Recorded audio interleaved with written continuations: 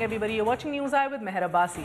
नाज़रीन, जिस रियासत की कोख में एक रियासत खुद पल रही हो, शायद वहीं ऐसी सुर्खियाँ मामूल होती हैं कि जिसमें मुंतखब नुमाइंदे अपनी रियासत के अंदरूनी और बैरूनी मामलात से बेखबर होते हैं। मिसाल के तौर पर मुमलिकत खुदादाद के साबिक आर्मी चीफ 39 ममालिक के सऊदी मिलिट्री इत्तेहाद की सरबराही करेंगे। उन्हें ये इजाज़त हुकूमत वक्त से मिली है और इसका फैसला बहुत पहले हो चुका था। ये खबर अपोजिशन बेंचों समेत तमाम पार्लियामान को एक ब्यूरोक्रेट से मिली।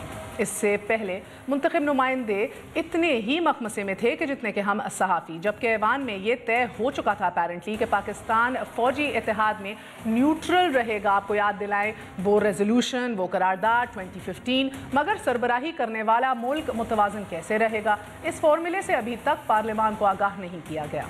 दूसरा मामला कुलभूषण यादव का है, एक सर्विंग नेवी ऑफिसर की गिरफ्तारी। नाज़रीन, वज़ीर आज़म का यूनाइटेड नेशंस की तकरीर में मामले को उठाना और भारतीय मुदाखलत से मुतल्लिक डॉसियर्स की बाज़गाश, संगीन जराइम कब साबित हुए, पाकिस्तान में मौजूद इस नेटवर्क के सहूलतकार कौन थे, अभी कहाँ हैं, उनका स्टेटस क्या है, ईरान और अफगानिस्तान में तखरीबी कार्रवाइयों में कुलभूषण यादव नेटवर्क कैसे मददगार था, इन तमाम मामले से पार्लियामान बेखबर। और तो और यहाँ एक सूबे की मुंतखब हुकूमत अपने करीबी साथियों के गायब किए जाने पर नोहा कना है। अब ये भी उल्टे कदमों पे चलते इस निज़ाम का ही हिस्सा है कि जिस सूबे में हज़ारों लोग मावरा अदालत कत्ल हुए, लापता हुए, गुमशुदा हुए, अभी कल ही पुलिस ऑफिसर ने सिंध हाई कोर्ट में एक रिपोर्ट भी जमा कराई कि जिसमें 1986 से अब तक एज वी स्पीक 80,000 अफराद की इज्तमाई कब्रें मिल चुकी हैं जिनकी पहचान नहीं हुई। और अपोजिशन लीडर खुर्शीद शाह की दुहाई सिर्फ उन 3 अफराद की है कि जो जरदारी साहब के करीबी साथी थे और उठा लिए गए हैं। जिन्होंने उठाए हैं उनके नाम लेने पर मगर पर चलते हैं। ये वो नोहा है कि जिसे लापता अफराद पर बनने वाला कमीशन मुल्क की आला अदालतों की कई बार मुदाखलत के बावजूद भी कोई भी हल नहीं कर सका। आज तारुफ करवाई देती हूँ, हमारे साथ एक सीनियर पैनल मौजूद है और फिर थोड़ी देर में इमाम काबा से जो गुफ्तगू हुई उस हवाले से भी आपको आगाह करेंगे। आज रात को वो फ़्लाइट कैच करके वापस सऊदी अरेबिया चले गए हैं, मगर मुस्लिम उम्मा के लिए क्या पैगाम छोड़ के गए हैं, मिलिट्री अलायंस का जिसकी हम सरबराही करने जा रहे हैं, उसके हवाले से उनको क्या लगता है कि इस कौम को कितना फ़ख्र होना चाहिए, ये आपको दिखाएंगे। मगर सबसे पहले तारुफ कर दूँ, general retired Abdul Qadir Bloch हमारे साथ मौजूद हैं, कैबिनेट वज़ीर हैं इस हुकूमत के। हमारा साथ दे रहे हैं इम्तियाज़ गुल साहब, मारूफ तज्जियाकार हैं, किसी तारुफ के मोहताज नहीं। हमारे साथ फिरदौस नकवी साहब हैं, रहनुमा तहरीक इंसाफ सिंध से। आप सबका बहुत बहुत शुक्रिया। अस्सलाम वालेकुम।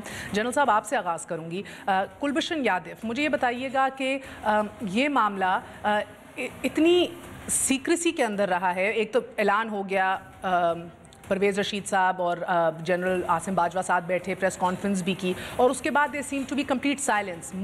फॉरेन ऑफिस की लैक ऑफ इंफॉर्मेशन से लेके पार्लियामान के अंदर कितनी आगाही है, और अब ये फैसला कि भाई उनको सज़ाए मौत दे दी गई है। Was there a reason behind this secrecy और the way things were dealt? बिस्मिल्लाहिर्रहमानिर्रहीम। महर ज़रूरी नहीं है कि जो कुछ आप कह रहे हैं मैं उसके साथ एग्री करूँ। किसी किस्म की कोई सीक्रेसी नहीं थी। ये शख्स पकड़ा गया पाकिस्तान के जोग्राफियाई हदूद के अंदर और उसके ऊपर इल्ज़ामात सामने आए, उसकी कन्फेशन की बात की गई और मुख्तलिफ़ औकात पे इसके ऊपर कमेंट आते रहे। इसके मामले को इवन अक़वाम मुत्तहिदा में वहाँ पर इसकी रेफरेंस दी गई और बात की गई। अलावा इसके बलूचिस्तान के मामलात में मुदाखलत की जब बात की जाती थी तो फिर इसका जिक्र आता रहा है। पाक अफ़गान ताल्लुकात के ज़मरे में भी इसका जिक्र आता रहा है और इंडिया के साथ बातचीत के मामलात में भी इसका जिक्र आता रहा है। लेकिन इसको एक इतना अहम सब्जेक्ट बना के और पूरे मुल्क में हिजान पैदा कर लेना और सुबह से शाम तक और वो भी 1.5 साल तक इसके ऊपर कार्रवाई कर लेना, मेरे ख्याल में उसकी ज़रूरत नहीं थी। इतना अहम सब्जेक्ट नहीं है। एक मुजरिम था, उसने जुर्म की, बहुत सीरियस जुर्म की हमारी मुल्क की सालिमियत के ख़िलाफ़, और दुश्मन मुल्क का एक हाजिर सर्विस ऑफिसर आके यहाँ पर बगावत का फ़ज़ा पैदा कर लेना, बागियों को मदद करना, मुल्क में इस्तेहकाम को, मुल्की इस्तेहकाम को ख़तरे में डाल लेना और मुल्क तोड़ने की कार्रवाई में मुमिद व मुआविन साबित होना, और वो भी एक ट्रेडिशनल दुश्मन मुल्क से ताल्लुक़ की बिना के ऊपर। मेरे ख्याल में उसका मामला बड़ा क्लियर था और अभी कानून के मुताबिक कार्रवाई की गई है। हर मुल्क का एक कानून है और जब वो अपने मुल्क में कोई कार्रवाई करते हैं, मकबूल भट्ट को जिस वक्त फांसी देते हैं, अफजल गुरु को फांसी देते हैं, और उनके ना फैमिली के मेम्बरान को उनके पास जाने देते हैं, ना उनकी डेड बॉडी को जाने देते हैं, ना दुनिया के किसी के कमेंट को बर्दाश्त करने की गवारा करते हैं, तो अगर हमने अपने मुल्की कानून के मुताबिक, जेनेवा कन्वेंशन के मुताबिक ये अगर कार्रवाई की है और जो करना चाहिए था वो हमने कर ली है, और मेरे ख्याल में कोई अपॉलोजेटिक होने की ज़रूरत नहीं है, और न इस मामले को कोई इस किस्म का कोई हीजानी कैफियत है इंटरनेशनल मसला बनाने में हमें पार्टी बनाना चाहिए। We should be very clear firm on our stance, और जिस तरीके से हमारे एम्बेसडर ने वहाँ पर बात की है, मेरे ख्याल में that's the response which should come, और पूरी मुल्क की सियासी क़यादत ने इसके ऊपर आज कमिट किया है, और यहाँ तक कि सिर्फ एक लीडर थे, वो खैर उन्होंने अपनी पार्टी के स्टांस की बात की, और उम्र में भी थोड़े से कम है, लेकिन एंड में उन्होंने भी कहा कि इसका मामला एक स्पेशल मामला है।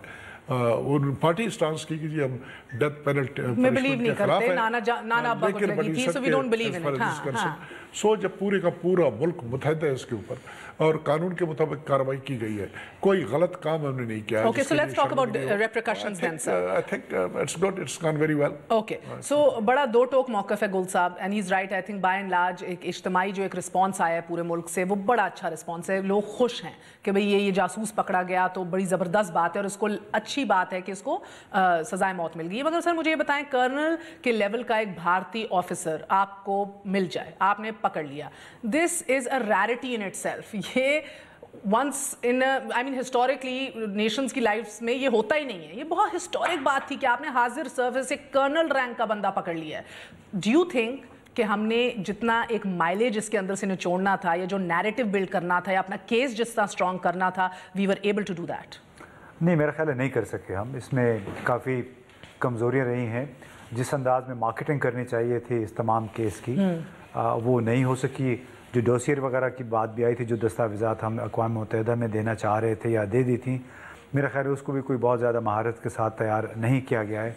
और मैं समझता हूँ कि पाकिस्तान की बहैसियत मजमूई ये कमज़ोरी रही है। स्ट्रेटेजिक कम्युनिकेशन इसको कहते हैं कि आप जब आपके अहम उमूर होते हैं, उसकी आप ब्रांडिंग और उसकी प्रोजेक्शन कैसे करते हैं, वो पाकिस्तान नहीं कर सका है। हालांकि जैसे आपने कहा कि वाक़तन इतने आला दर्जे का लेवल का हाई रैंकिंग कर्नल है, हाजिर सर्विस है, तो उससे तो हमें बहुत सारी मालूमात मिली हैं। हम ये तवक्को कर रहे हैं, उस तवक्को के तहत जो उनके सहूलतकार हैं, जो नेटवर्क जो हमें बताया जा रहा है कि हमने तोड़ा है, उसके लोग उनको भी इस अंजाम तक लाजमी पहुंचाना चाहिए। और मेरा ख्याल है पाकिस्तान के लिए ये एक बहुत बड़ी कामयाबी थी। अब अलबत्ता ये जो फ़ैसला हो गया, यानी उसको सज़ाए मौत सुना दी गई है, वैसे तो ये लगता है कि शायद सज़ाए मौत पे फ़ैसला ना हो सके, अमल दरामद ना हो सके, उसमें बहुत सारी पेचीदगियां आपको लगता है बैनुल-अक़वामी दबाव और प्रेशर बहुत बढ़ जाएगा? नहीं महर, मैं नहीं कहूँगा कि हमें बैनुल-अक़वामी दबाव के तहत कोई फ़ैसला करना चाहिए।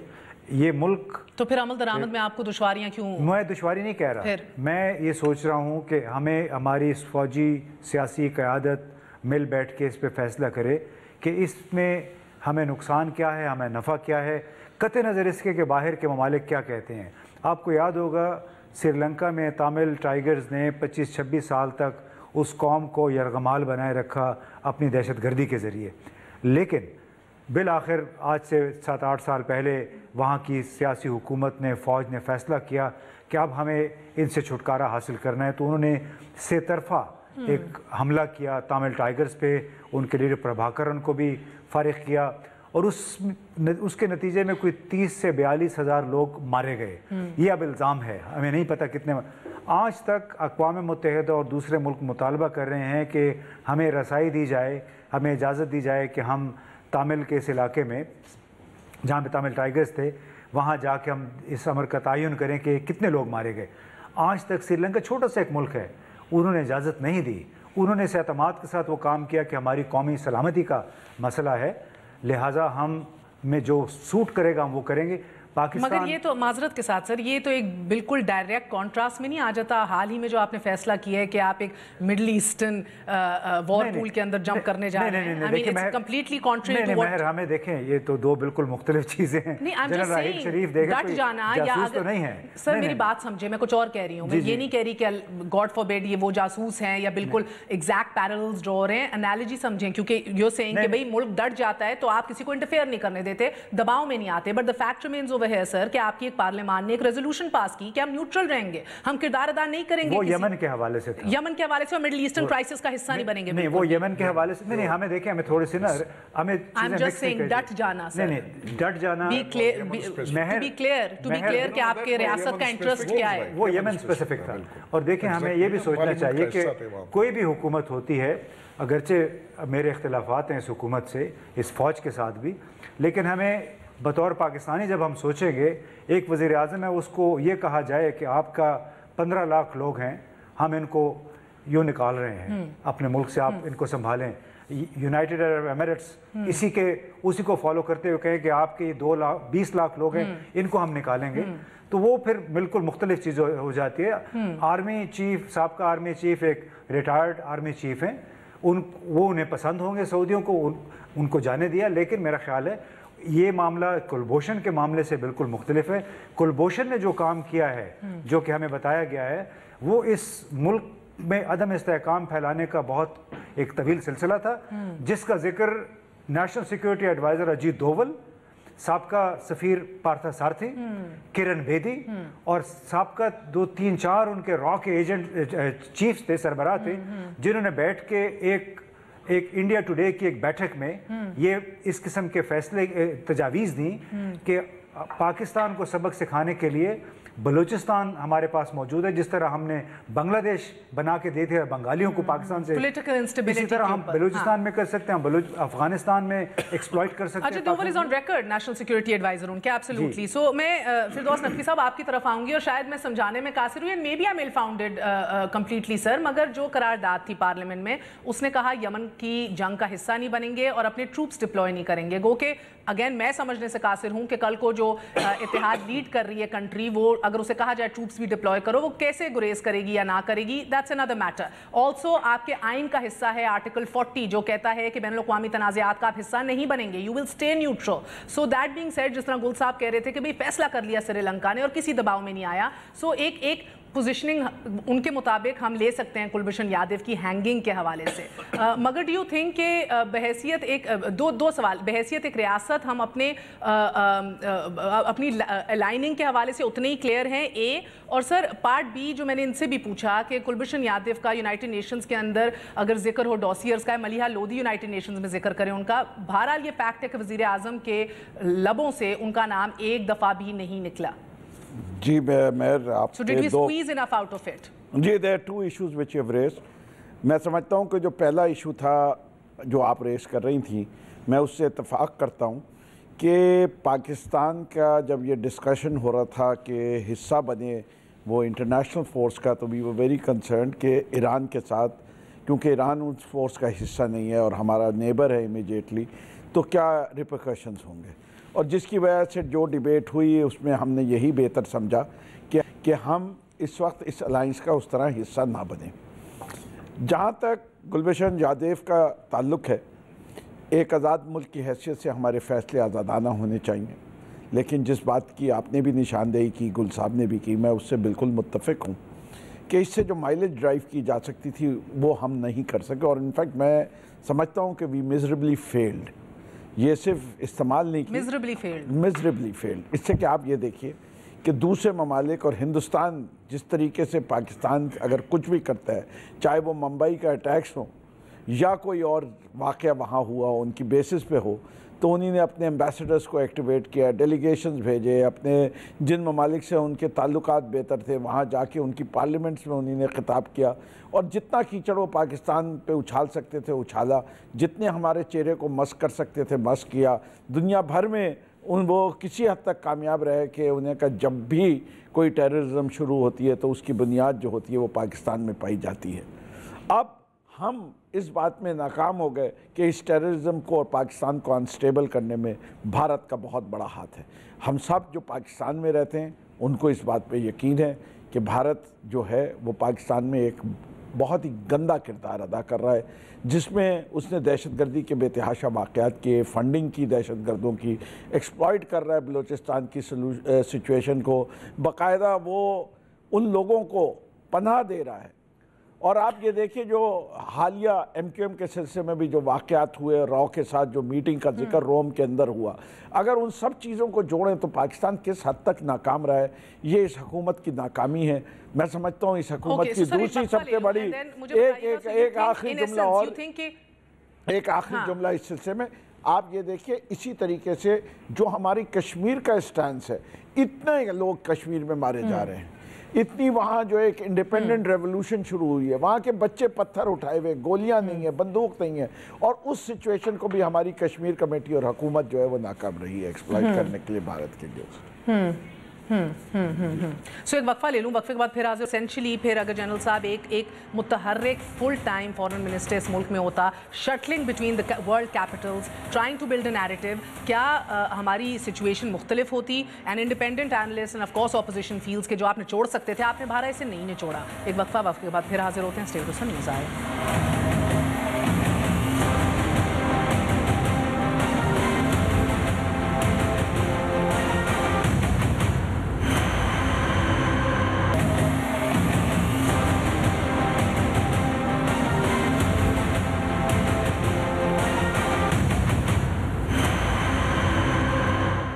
واپس آنے کا شکریہ. Welcome once again to news I. So general صاحب، ایک فل ٹائم فورن منسٹر اس ملک کا اگر ہوتا تو شٹلنگ بٹوین کیپٹلز، اگین آپ کو لگتا ہے کہ کیا بہتر ایک ہمارا موقف جو ہے وہ پیش ہو کے اسٹرینتھن نہ ہوتا کیا؟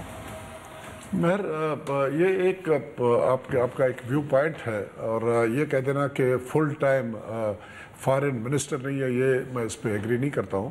ایڈوائزرز فارن منسٹر یا منسٹر کے حیثیت سے فنکشن کرتے ہیں، ان کے تمام وہی اختیارات ہوتے ہیں جو کسی منسٹر کے ہیں. جنرل صاحب، زمین آسمان کا فرق ہے. their protocol when they go to a country, the way they received. مہر، یہ پہلی مرتبہ ہوتا نہیں رہا ہے. اس سے پہلے پیپلز پارٹی کے گورنمنٹ میں میرے خیال میں بے نظیر صاحب کی پہلی گورنمنٹ میں اقبال اخون تھا اس مقصد کے لیے، اس کو انہوں نے امپلائی کیا ہوا تھا. وی اے جعفری کو فنانس میں انہوں نے امپلائی کیا ہوا تھا، وہ کام کر رہے تھے. ایسی کوئی بات نہیں ہے، اور مکمل طور پر با اختیار ہیں. اور میرے خیال میں سرتاج عزیز صاحب سے فارن معاملات کو سمجھنا بہت بہتر طریقے سے سمجھتے ہیں. So we don't need a Sushma Swaraj or a John Kerry, so to say. نہیں، مقصد ہے کہ ایسی کوئی بات نہیں ہے، کوئی فیلنگ نہیں ہوئی ہے، کوئی فیلنگ نہیں ہے کسی قسم کی. جہاں کہیں ضرورت تھی جانے کی وہ جاتے رہے ہیں، ہمارے ڈیلیگیشنز بھی جاتے رہے ہیں. اور کئی لوگوں نے ابھی آپ لوگوں نے کمنٹ کیے، وہاں کمنٹ کیے کہ جی ہم باہر نہیں گئے. یعنی کشمیر کے معاملے میں 21 ڈفرنٹ ڈیلیگیشن پارلیمنٹ کے گئے مختلف ممالک میں. ان کے جنرل صاحب، I have the utmost respect for you. میں ہاتھ جوڑی ہوں. utmost آپ کے لیے اتنا احترام ہے. ایک سن لیجئے، اتنا احترام ہے، مگر آپ جس پارلیمانی وفد کا کوٹ کر رہے ہیں نا سر، ہم نے ایک ایک کر کے ان کو انٹرویو لیے، ان کو الف بے کشمیر کی نہیں پتا تھی. نہیں، یہ تو آپ کا بھی پوائنٹ ہے، لیکن بہرحال یہ دیکھیں نا، آپ کہہ رہی ہیں کہ ان کو الف بے پتہ نہیں تھا. میں کہتا ہوں کہ ان کو سب کچھ پتہ تھا، کیونکہ اس قسم کے ڈیلیگیشنز کو جب باہر بھیجا جاتا ہے تو ان کو بتایا جاتا ہے کہ مسئلہ کیا ہے اور کیا بولنا ہے اور کیا نہیں بولنا ہے. اور ان میں ایک آدھ آدمی ایسے ہوتے ہیں کہ جو مسئلے کو جن کو ہم پکڑ لیتے ہیں میڈیا والے. ہر ایک آدمی کی ضرورت نہیں ہوتی ہے. بنیادی طور پر آپ نے یہ شو کرنا ہے کہ اتنے سارے لوگ ہیں، ڈفرنٹ پارٹیوں سے ان کا تعلق ہے. یہ اپنا کنسرن انڈیکیٹ کرنے کے لیے، جہاں تک معاملات کو ایکسپلین کرنے کا تعلق ہے، وہ پر آپ جیسے قابل لوگوں کو سامنے رکھا جاتا ہے. ایک آدھ ان میں ضرور تھے جو کہ معاملے کو وہاں پر ایک اور بات پہ روشنی ڈالیے گا. اچھا، ایک اور بات پہ روشنی ڈالیے گا. چاہے آپ کا راحیل شریف کی این او سی کے حوالے سے بات ہو، اس پہ ملٹری الائنس کی ذکر ہو، کوئی گفت و شنید بحث پارلیمنٹ میں نہیں ہوتی. رضا ربانی نے بھی آج یہی گلا شکوہ کیا. تحریک انصاف بھی کر رہی ہے، ملٹری الائنس کے اوپر پھر سے احتجاج بھی کرے گی. سر ایک سیکنڈ، جو ڈوسیئر دیا گیا یونائٹڈ نیشنز میں، نہ وہ کسی اسٹینڈنگ کمیٹی میں ڈسکس ہوا، نہ فورن افیئرز، نہ ڈیفینس کے اندر، نہ کلبھوشن یادو کی ڈیٹیلز کے اوپر. فوجی عدالتوں کا بھی مسئلہ یہی تھا، اف یو ریممبر سر، کہ وہی پارلیمانی پارٹیز پوچھی تھی کہ کچھ بتاؤ تو صحیح.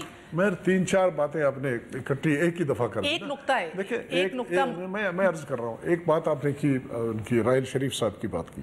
फिर आपने उस अलायंस में शमूलियत की बात की, फिर आपने डोसियर की बात की। एक कदर मुश्तरक है सब में, लैक ऑफ पार्लिमानी पार्टिसिपेशन। नहीं, पार्लिमानी पार्टिसिपेशन की जहाँ तक वो जो आपने पहले यहाँ पर बात करने की कोशिश की थी कि जी पार्लियामेंट ने नो किया हुआ था अलायंस में शमूलियत की, वो नो जो था वो उसमें यमन से मशरूत था, स्पेसिफिक था, उसका किसी और मुल्क के साथ आर्टिकल 40 को भी मैंने कोट किया। नंबर 2, इस वक्त ये जो अलायंस है ये दुनिया के तकरीबन 41 कंट्रीज़ का एक अलायंस बन चुका है। तमाम इस्लामी ममालिक सवाए 3 मुल्कों के, वो सब के सब इसका हिस्सा बन चुके हैं। लेकिन इसका मकसद हरगिज़ ये नहीं है कि किसी और मुस्लिम मुल्क के ऊपर। सर वो कौन से 3 मुल्क हैं जो हिस्सा नहीं है? जी, ईरान नहीं है, उसमें सीरिया नहीं है, मेरे ख्याल में इराक भी नहीं है, इराक भी नहीं है, इराक भी नहीं है ना, ये 3 ममालिक नहीं है। शिया ममालिक का ना होना कोई बड़ी बात है सर? अनफॉर्चुनेटली चूंकि ये अलायंस सऊदी अरबिया में बनाया गया है, तो इसका बजाय इसके कि इस अलायंस को इस्तेमाल किया जाए टेररिज्म के खिलाफ या किसी और मुल्क के या गैर इस्लामी मुल्क के एग्रेशन के खिलाफ इसको इस्तेमाल किया जाए, वो तमाम चीज़ें लोग भूल के इसको ईरान स्पेसिफिक या सीरिया स्पेसिफिक या इराक स्पेसिफिक करने की कोशिश कर रहे हैं। This is unfortunate. ये तमाम के तमाम ममालिक को किसी और मुल्क से भी ख़तरा हो सकता है, वो गैर इस्लामी मुल्क भी हो सकते हैं, उनके नेबर भी हो सकते हैं, टेररिज्म उस तरफ से भी आ सकती है। तो अगर इस अलायंस का हम हिस्सा बने, हालांकि यहाँ पर क्लियरली हमारे गवर्नमेंट की पॉलिसी आई है कि there is no question of our boots being on the soil of these 3 countries that we are talking about, मुस्लिम उम्मा की। ये एक अलायंस है इतने सारे, एक सवाल पूछूं जनरल और साहब? उसके टर्म्स ऑफ रेफरेंस अभी फैसला किए जाने हैं कि क्या टर्म्स ऑफ रेफरेंस होंगे, क्या इनका रोल होगा, इनकी ऑर्गेनाइजेशन कैसे होगी, इनके कमांड स्ट्रक्चर, ये बहुत कुछ इसके बारे में किया जाना है। लेकिन जो पॉइंट मैं आपको बताना चाहता हूँ, जो मैं बताना चाहता हूँ वो ये है कि बराए मेहरबानी आप लोगों से भी मेरी दरख्वास्त है, अपोजिशन पे दरख्वास्त है, जो कोई भी कमेंट करना चाहे इसको मेहरबानी करके शिया वर्सेस सुन्नी या 39 कंट्रीज़ और 41 कंट्रीज़ वर्सेस 3 कंट्रीज़ बनाने की आप इसको इस तरह करें कि ये एक अलायंस है मुस्लिम उम्मा के लिए। किसी स्टेज के ऊपर ये एक यूनिटी बन सकती है, इकोनॉमिक एस्पेक्ट के ऊपर भी, और बेशुमार और भी एस्पेक्ट है इसके, यहाँ पर इवन इंटरनेशनल फोरा में डिप्लोमेटिक सपोर्ट के लिए भी ये अच्छा ग्राउंड बन सकता है। पाकिस्तान में कश्मीर काज के लिए भी बड़ा यूजफुल किस्म का ये फोरा बन सकता है। इसकी उन एस्पेक्ट्स को देख लीजिए, बजाय कि इस तरफ के जहाँ पर बार बार हम कहते हैं कि ईरान हमारा नेबर है, सवाल ही पैदा नहीं होता है कि कोई ऐसी कार्रवाई का हम हिस्सा बने जहाँ पर ईरान नाराज़ किया जाए या वहाँ पर हमारे बूट्स आ जाए या हमारे मुल्क आ जाए। कोई ऐसी इस किस्म की कोई बातचीत नहीं है। रह गया जहाँ तक जनरल राहिल शरीफ का ताल्लुक, जनरल राहिल शरीफ के मामले में हुकूमत ने उसको डिटेल नहीं करना होता है। तमाम जितने भी इस मुल्क के लोग हैं, मुलाजमत में या प्राइवेट लोग होते हैं, ठीक है, उनको हक होता है किसी बाहर के मुल्क में मुलाजमत करने का, और फोर्सेस से चूंकि मुतालिक थे और उनके पास बेशुमार फोर्सेस से रिलेटेड इंफॉर्मेशन थी, तो उसमें एनओसी की रिक्वायरमेंट होती है मिनिस्ट्री ऑफ डिफेंस से। एनओसी उनको दी गई है, अभी तक उनकी तरफ से कोई बात आया नहीं है कि जाएंगे नहीं जाएंगे, एक्सेप्ट करेंगे नहीं करेंगे। बहरहाल जो इन्फॉर्मेशन फीड की गई है वो ये है कि वो कमांड इसकी संभालेंगे और क्या टर्म्स कंडीशंस उनके होंगे, किस तरह करेंगे। मैं सवाल 4 सवाल मेरे बने हैं सर आपकी बात सुन के तफसीली तौर पे। पहला सवाल सर, अगर आप इतने कन्विंस्ड हैं तो आपने राहील शरीफ को क्यों एडवाइस किया था, जो आपने एक इंटरव्यू में कहा कि मैं उनको कभी एडवाइस नहीं करूंगा कि वो उस कोलिशन का हेड बने। सेकंड क्वेश्चन सर, टुमारो अगर एक ईरान जैसा मुल्क, ये जो 3 कोइंसिडेंटली शिया ममालिक हैं जो इसका हिस्सा नहीं है, उनमें से कोई खड़े होकर कहता है कि हमने भी एक अलायंस बनानी है दहशतगर्दी के खिलाफ, आप क्या करेंगे? कोई अपना रिटायर्ड ऑफिसर देंगे? तीसरा सवाल सर, पार्लियामेंट के अंदर बात क्यों नहीं की? चौथा सवाल सर, जो टर्म्स ऑफ रेफरेंस अभी तय ही नहीं हुए। एक एक लफ्ज में मैं आपको सारे का जवाब दूंगा। चलें, 7 करोगे तो मैं 4 सवाल है सर, आप मैंने डिटेल में आपकी बात सुन के ये 4 सवालों के जवाब नहीं मिले। राहील शरीफ को आप क्यों नहीं चाहते थे? राहील शरीफ को आज भी मेरे पर्सनल जहाँ तक मेरा ताल्लुक है, उससे रिलेशनशिप का ताल्लुक है, मेरा एक खास उसके लिए मेरा एक रिगार्ड, मैं उसको नहीं एडवाइस करूंगा। क्यों? मैं इसलिए एडवाइस नहीं करूंगा कि उसका इस मुल्क में एक मकाम बन गया था, एक इंप्रेशन उसने क्रिएट किया हुआ था, पूरे के पूरे पाकिस्तानी कौम से एक मोहब्बत का एक मुजाहरा कर रहे थे, और उनके लिए कुछ मायूसी हो जाएगी अगर बफर्ज मालूम इस अलायंस की तरफ जाने की कोशिश करेगा। लोग उसको यही रंग देने की कोशिश करेंगे जो अभी आप जिसकी तरफ इशारा करने की कोशिश करेंगे, शिया सुन्नी वाली कहानी।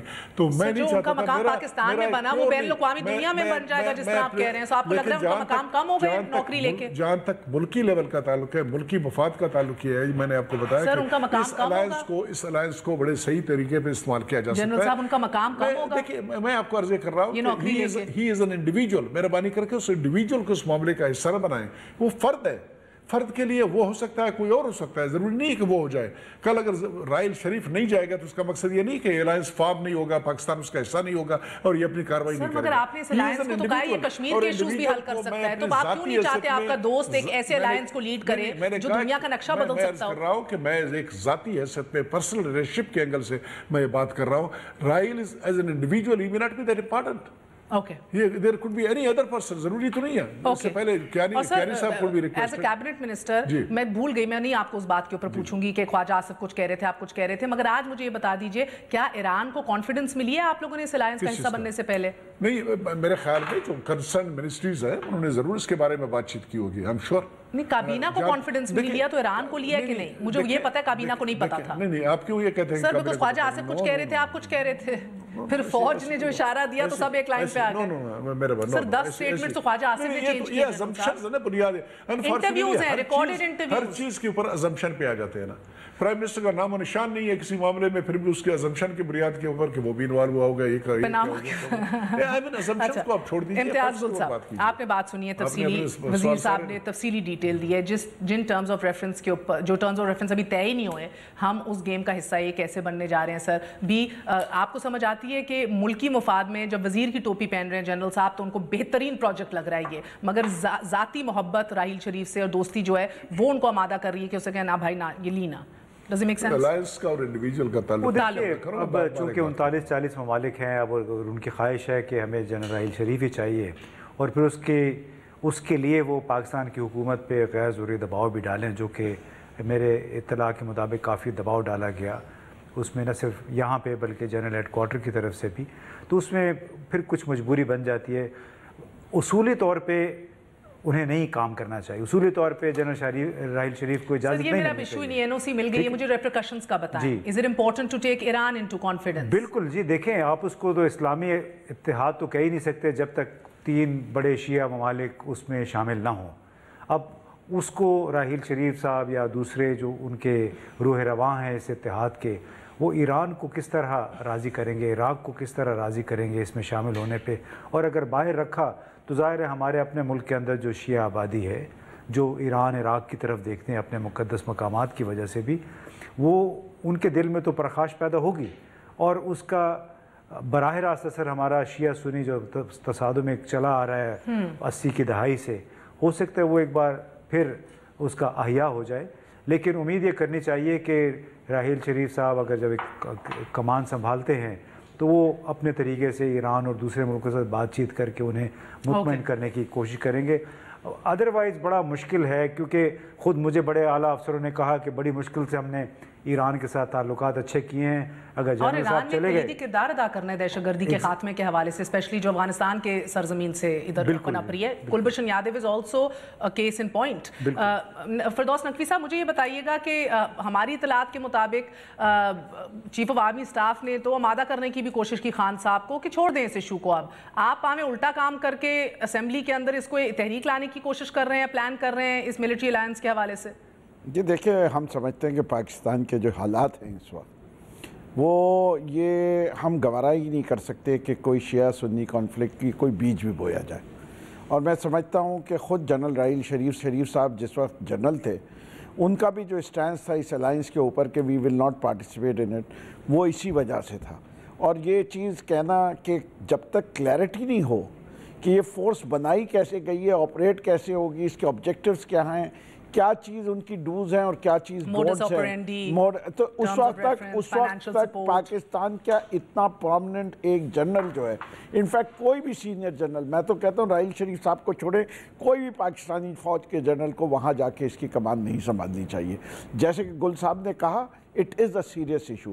آپ دیکھیں سیریا میں کس طرح ایکسپلائٹ ہوا, آپ دیکھیں یمن کو اسی شیعہ سنی معاملے پہ کس طرح ہو گیا, لیبنان کے اندر دیکھیں کتنے کرائسس آئے ہیں, عراق میں اٹسیلف جو ڈویژن ہے وہ دکھا رہے ہیں کہ آئی ایس کس طرح آپریٹ کر رہی ہے. خدا نہ خواستہ ہم لوگ تو یہ سوچ بھی نہیں سکتے کہ پاکستان کے اندر ایسی کوئی چیز ہو, اس لیے پاکستان کو تو بہت محتاط ہو کے چلنا چاہیے. اور میں آپ کو بتا رہا ہوں, میرا تو تعلق ہے شیعہ کمیونٹی. جی اچھا, اوکے سر, ایک وقفہ لے رہے ہیں, وہ ان کا تعلق بھی ہے شیعہ کمیونٹی سے, ان کو ریپریکشنز ہیں. انشاءاللہ تعالیٰ all should go well. We gonna take a very short break. واپس حاضر ہوتے ہیں امام کعبہ کی گفتگو آپ سنیں.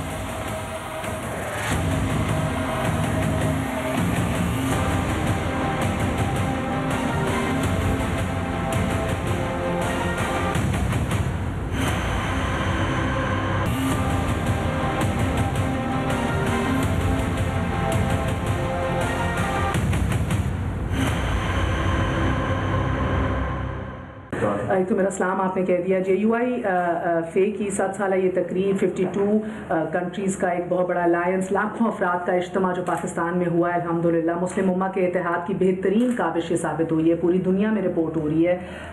کیا بیکاز امام کعبہ نے بار بار بات کی کہ پوری مسلم امہ کو یونائٹ کریں گے اور ایک پورے اسلام کو جو ہے کوئی تعلق نہیں ہے اسلام کا ایکسٹریمزم سے، انتہا پسندی سے. یہ بہت مثبت اور پازیٹیو ایک پیغام دیا ہے امام کعبہ نے. آپ کو لگتا ہے کہ یہ اختلافات اور فرقہ واریت کی رگ میں معاون ثابت ہو سکیں گے؟ اولا احمد اللہ تعالی واثنی علیہ واصلی واسلم علی المبعوث رحمة للعالمین نبینا محمد وعلى آله وصحبه اجمعین. اشکر لكم هذا اللقاء الطيب المبارك بحضور اصحاب الفضیلہ العلماء. والحقيقة أن الاختلاف بين البشر هو سنة من سنن الله عز وجل. سب سے پہلے تو میں آپ کا شکریہ ادا کرتا ہوں کہ آج کا یہ آپ نے انٹرویو کا ارینج کیا. سب سے پہلی بات یہ ہے کہ اللہ رب العزت نے انسانوں کو جب پیدا کیا ہے تو ان میں اختلاف ہو جانا ایک بڑا نیچرل سی بات ہے، ایک طبی امر ہے، لیکن اس اختلاف کو آگے نظام میں تبدیل نہیں ہونا چاہیے. اللہ تعالیٰ نے قرآن مجید میں ارشاد فرمایا کہ اگر اللہ تعالیٰ چاہتے تو تمام انسانوں کو ایک ہی قبیلہ یا ایک ہی امت بنا کر پیدا کر دیتے، لیکن اللہ رب العزت نے ان کو مختلف شکلوں میں اور مختلف جگہوں پر جو ان اختلافات کے ساتھ پیدا کیا ہے. تو ہمیں ان اختلافات کو قبول کرتے ہوئے اچھے انداز میں، بغیر کسی جو اپنے ان اختلافات کو ہوا دے کر بڑے بڑے جو ہے جھگڑوں میں تبدیل نہیں کرنا چاہیے، بلکہ اچھے انداز میں ایک دوسرے کے ساتھ چلنا چاہیے. اللہ تعالیٰ نے قرآن مجید میں رسول اللہ صلی اللہ علیہ وسلم کے متعلق فرمایا کہ اللہ تعالیٰ نے رسول اللہ صلی اللہ علیہ وسلم کو تمام عالمین کے لیے رحمت بنا کر مبعوث فرمایا ہے. اور اللہ کے رسول صلی اللہ علیہ وسلم کا طریقہ اچھے اخلاق کے ساتھ خوبصورت طریقے سے اسلام کی دعوت پیش کرنا ہے. ہمارا کام یہی ہے کہ ہم اسلام کی دعوت اچھے انداز میں پیش کر دیں. اگر اس کو کوئی قبول کر لے تو بہت اچھی بات ہے، لیکن اگر کوئی قبول نہ کرے تو ہم اس کو زور زبردستی سے اسلام کے اندر داخل نہیں کر سکتے. اور اللہ کے رسول صلی اللہ علیہ وسلم کو قرآن مجید میں بھی اللہ تعالیٰ نے یہی ارشاد فرمایا کہ آپ ان کے اوپر کوئی محافظ نہیں بنائے گئے یا نگہبان نہیں بنائے گئے کہ آپ ان کو زبردستی اسلام کے اندر داخل کرتے پھریں. آپ کا کام صرف اتنا ہے کہ آپ ان کو بات اچھے انداز میں پہنچا دیں. تو ایسے میں جب یہ معاملہ اسلام کا غیر مسلموں کے ساتھ ہے تو آپس میں ایک دوسرے کے اختلافات کو برداشت کرنا اور ایک دوسرے کے ساتھ الفت محبت کے ساتھ بات کرنا اور صحیح بات کو اچھے انداز میں ایک دوسرے تک پہنچانا اور اختلاف کو برداشت کرنا، یہی درست اقدام ہے اور اسی سے انشاءاللہ امت میں اتحاد پیدا ہوگا. بہترین جی، جزد واحد قرار دی گئی امت کی تقسیم امام کعبہ کے نزدیک ہے کیا؟ بنیادی وجہ وہ کیا قرار دیں گے؟ لا شك أن الجهل له دور كبير في وجود هذه الخلافات من جهة، ومن جهة أخرى سب سے پہلی بات تو بہت سے اسباب ہیں جن میں سے پہلا سبب جو ہے وہ علم کا نہ ہونا اور جہالت کا عام ہونا ہے. دوسرا سبب بعض لوگوں کے اپنی خواہشات کے پیچھے چلنا اور اپنی مرضی کے مطابق جو ہے اپنی جو آراء کو جو ہے وہ موڑ لینا ہے. تیسرا اپنی شخصی مصلحت اور فائدے کو آگے رکھنا اور امت کے فائدے کو یا دین کے مصلحت کو پیچھے کر دینا ہے. اور چوتھی بات یہ ہے کہ ہم سب کو یہ چاہیے کہ ہم دین کو وہاں سے سیکھیں جہاں سے اللہ تعالیٰ نے اور اللہ کے رسول صلی اللہ علیہ وسلم نے ہمیں بتایا ہے، اور وہ کتاب و سنت ہے. ہم سب کو کتاب و سنت کو مضبوطی سے پکڑنا چاہیے.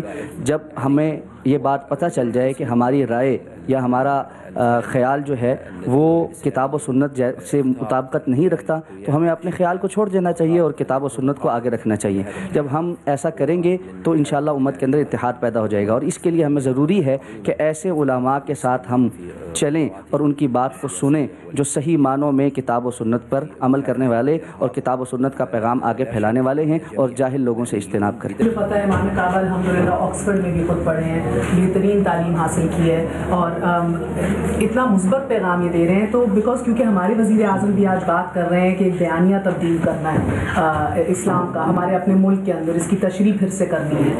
تو میں جاننا چاہوں گی کہ پہلا قدم انہوں نے کہا ہے کہ ایک کلیدی کردار علماء کا الحمدللہ، باقی کون سی ایسی سیگمنٹس آف سوسائٹی ہیں جن کو ایکٹیویٹ ہونا پڑے گا ان کی نظر میں اور کیا کام کرنا پڑے گا؟ نعم صحيح، لا بد بأن يقوم العلماء بدورهم في توعية المسلمين. آپ کی بات بالکل درست ہے. جیسا کہ بیان کیا گیا علماء کا کردار بہت اہم ہے اور علماء الحمدللہ اپنا یہ کردار نبھا بھی رہے ہیں. اور اسلام اعتدال کا اور رواداری کا اور میانہ روی کا دین ہے، اور علماء کے یہ بہت بڑی ذمہ داری ہے کہ وہ لوگوں کے سامنے اسلام کی یہ صحیح صورتحال اور شکل پیش کریں۔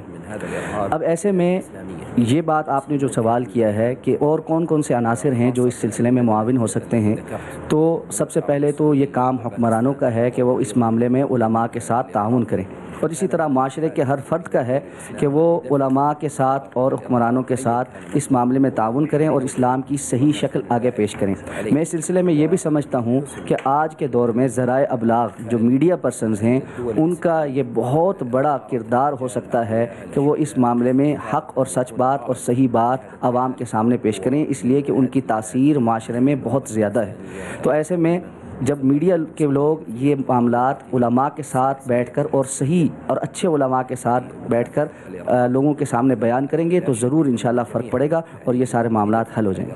امت مسلمہ کا یہ فوجی اور عسکری اتحاد جو ہے یہ دہشت گردی کو ختم کرنے میں کتنا معاون ثابت ہوگا انشاءاللہ تعالیٰ، اور جو نسل کشی ہو رہی ہے مسلمانوں کی عراق میں، شام میں، برما میں، کیا اس کو ختم کرنے میں بھی یہ ایک بہترین کردار ادا کرے گا؟ ولا شك أن الإرهاب هو إرهاب أيا كان مصدره ومهما كان سببه، والإرهاب مرفوض۔ آپ کی بات درست ہے، دہشت گردی پوری دنیا میں جہاں پر بھی ہو اور اس کے جو بھی اسباب ہوں وہ مذموم ہے اور اس کو ختم ہونا چاہیے۔ ہمیں یہ بات بھی سمجھ لینا چاہیے کہ پوری دنیا میں دہشت گردی سب سے زیادہ اس کے شکار اور اس کا ہدف مسلمان ممالک ہیں۔ آپ نے جن ملکوں کا نام لیا وہ بھی، اور سعودی عرب اور پاکستان بھی ایک طویل عرصے سے دہشت گردی کا شکار ہو رہے ہیں۔ اب ایسے میں جب مسلمانوں نے یہ ساری صورتحال دیکھ کر یہ فیصلہ کیا ہے کہ ایک ایسا مسلمانوں کا عسکری اتحاد بنایا جائے جو مسلمان ممالک کی حفاظت کرے اور وہاں سے دہشت گردی کے خلاف لڑے، تو یہ اتحاد یقیناً تمام ممالک کے لیے ہے جو اس میں شامل ہیں، اور اس کے ساتھ ساتھ اس کی کوئی ایک ہدف نہیں ہے کہ کسی ایک ملک کے خلاف ہے، بلکہ تمام دنیا میں جہاں جہاں دہشت گردی ہو رہی ہوگی یہ اتحاد اس کے خلاف کام کرے گا۔ یہ بات بھی سمجھ لیں کہ مسلمان ممالک کے خلاف یہ ساری سازشیں اس لیے ہو رہی ہیں کہ اللہ تعالیٰ نے مسلمان ممالک کو اس دنیا کا ایک بڑا وافر حصہ، جغرافیائی حصہ عطا کر رکھا ہے، اور اسی طرح اللہ تعالیٰ نے مسلمان ممالک کے اندر زمینی خزانے بھی وافر مقدار میں فراہم کیے ہیں، اور پوری دنیا کے بڑی طاقتوں کی ان خزانوں کے اوپر نظر ہے کہ وہ ان سے کس طریقے سے فائدہ اٹھا سکتے ہیں، اس لیے وہ مسلمان ممالک کو ہدف بناتے ہیں اور تاکہ وہ ان تمام چیزوں سے خود فائدہ اٹھا سکیں۔ ایسے میں جب ہم یہ بات سمجھ چکے ہیں تو ہمارے لیے یہ بات پہلے سے زیادہ ضروری ہو چکی ہے کہ ہم آپس میں متحد ہو جائیں، ایک دوسرے کے ساتھ تعاون کریں، اور پورے عالم اسلام نے اس ملک کے ایک بڑے مرد آہن کو اس منصب کے لیے چنا ہے کہ وہ مسلمانوں کے اس عسکری اتحاد کی قیادت کرے۔ تو یہ پاکستان کی عظیم قوم کے لیے ایک بڑی قابل فخر بات ہے کہ پوری امت اسلامیہ کی نظر جو ہے وہ یہاں پر پڑی ہے اور منتخب یہاں سے قائد ہوئے ہیں۔ تو ایسے میں انشاءاللہ یہ اتحاد پوری دنیا میں دہشت گردی کے خاتمے کے لیے بہت ہی معاون ثابت ہوگا، اور پوری دنیا ہی صرف مسلمان ممالک نہیں، اس کے نتائج ایسے ہوں گے کہ پوری دنیا میں انشاءاللہ امن و سلامتی آئے گی۔